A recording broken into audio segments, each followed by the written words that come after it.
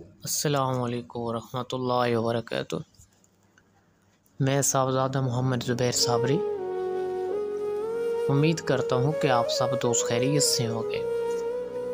दोस्तों, अगर आप मेरे चैनल पे फर्स्ट टाइम है तो मेरे चैनल को सब्सक्राइब कर दें और साथ घंटी के निशान पर क्लिक कर दें ताकि मेरी हर नई आने वाली वीडियो का नोटिफिकेशन आपको लाजमी मिलता रहे।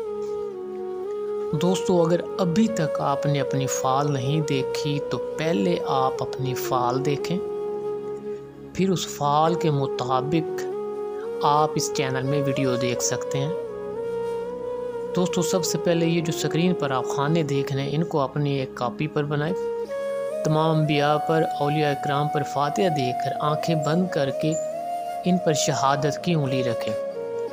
जिस लफ्ज़ पर भी आपकी उंगली आएगी फिर उस लफ्ज़ की आप मुकम्मल वीडियो यहाँ इस चैनल में देख सकते हैं। दोस्तों, ये लफ्ज़ काफ की फ़ाल है।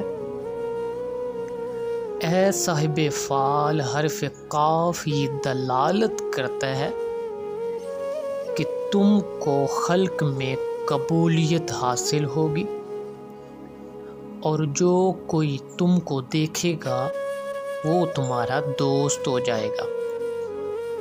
बकौल इब्ने मसूद फ़ख्र राज़ी रहमतुल्लाह अलैह फरमाते हैं कि साहिब फ़ाल को कई फतूह हासिल होंगे और जो कोई तुमको देखेगा खुश होगा। और इमाम जाफ़िर सादिक रज़ी अल्लाह ताला अन्हु फरमाते हैं कि साहिब फ़ाल को सखावत करनी चाहिए, इसमें बहुत ज़्यादा बेहतरी है।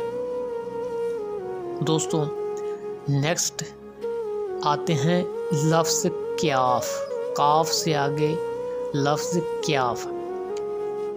इसकी फ़ाल ये है कि ए साहिब फ़ाल तुझको अपनी नीयत में परहेज़ करनी बहुत बेहतर है और दुश्मनी भी किसी के साथ अच्छी नहीं है।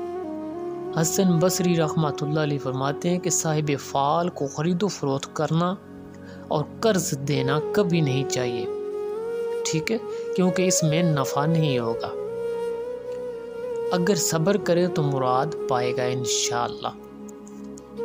यानी लफ्ज़ क्याफ की फ़ाल के मुताबिक ख़रीदो फ़रोख्त करना, लेकिन किसी को कर्ज़ कभी ना दे, उसमें बिल्कुल नफ़ा नहीं होगा। और अगर सब्र करेगा तो इंशाअल्लाह तमाम मुरादें तेरी हासिल होंगी। दोस्तों, अगर मेरी वीडियो पसंद आए तो इसको लाइक और शेयर कर दें। अल्लाह हाफिज़। अस्सलामु अलैकुम।